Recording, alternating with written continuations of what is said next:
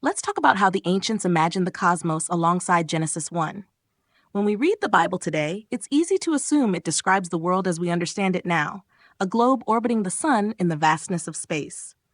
But the world of Genesis 1 is very different. Let's begin with verse 6. Then God said, "Let there be an expanse between the waters, and let there be a division between the waters and the waters." The word translated expanse is the Hebrew word rakia. The Hebrew and Aramaic lexicon of the Old Testament, or halot, notes that the Septuagint translators understood rakia as referring to the gigantic heavenly dome, which was the source of the light that brooded over the heavenly ocean and of which the dome arched above the earthly globe. In verse 7, God separates the waters above the expanse from the waters below it. Then God went on to make the expanse and divided the waters beneath the expanse from the waters above the expanse, and it was so. This fits with the ancient belief that water existed above the sky. In the ancient cosmology, the expanse was solid and dome-shaped. The earth was like a snow dome. You can see this idea again in the flood story. Genesis 7 verse 11.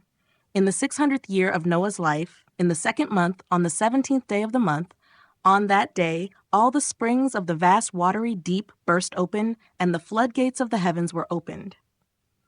The Hebrew warabat hashamim literally means floodgates or windows in the sky, open to let the rain pour through.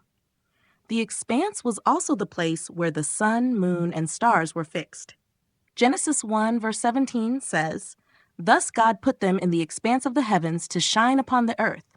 Now, if this expanse is between the two waters, then that must mean the sun, moon, and stars are all between the waters.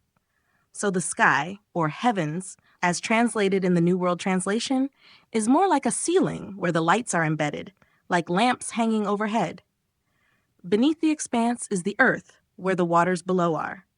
That's why in verse 9 we read, "Then God said, 'Let the waters under the heavens be collected together into one place, and let the dry land appear.' And it was so."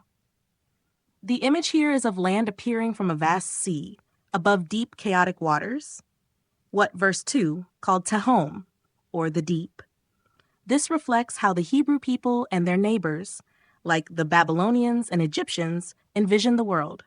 For example, texts like the Enuma Elish, which predates the Bible, described heavens created by separating the waters, personified as the goddess Tiamat, whose name is a cognate of Tehom. From Tablet 4, "He split her into two like a dried fish. One half of her he set up and stretched out as the heavens. He stretched the skin and appointed a watch with the instruction not to let her waters escape." Now, let's look briefly at one aspect of the Jehovah's Witness perspective on this. Because the witnesses have to reject that there is any trace of cosmology from their ancient neighbors in the Bible, they instead look to theories proposed by so-called worldly Christian apologists, who were also trying to decipher the text of Genesis 1 in a way that made their worldview work. The theory that there was a water vapor canopy surrounding the early Earth was prominently presented by Isaac Vail in 1912 in a book, The Canopy and Longevity of Life. Jehovah's Witnesses therefore teach that before the flood, the rakia held vapor, or a vast reservoir of waters suspended above the earth. They also argue that this is a second deep, and that it was not part of the water on earth, but moisture that resided above the deep, which was then presumably lifted higher above the earth by God's dividing of the waters. They dispute that Genesis 7:11 talks about springs on earth opening up. However, this is unnecessary for the theory of a vapor canopy. The Watchtower, highlights from the Book of Genesis study article from 1st of January 2004 states, "During the second creative period, or day, when the Earth's atmospheric expanse was formed, there were waters beneath the expanse and waters above the expanse." Genesis 1:6-7. The waters beneath were those already on Earth. The waters above were huge quantities of moisture suspended high above the earth, forming a vast watery deep. These waters fell upon the earth in Noah's day. The website Genesis Park states that Larry Vardaman, A climatologist working at the Institute of Creation Research did extensive computer modeling to determine the impact of a vapor canopy on Earth's climate. He discovered that a canopy would be too effective as a thermal blanket.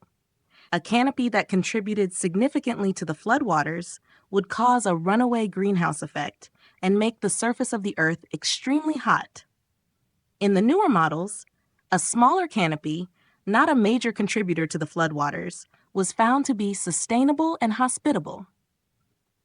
What that means for Jehovah's Witnesses is that they would have to admit the flood could not be caused by water from the sky alone, and their unnecessary understanding of the springs of the deep is incorrect.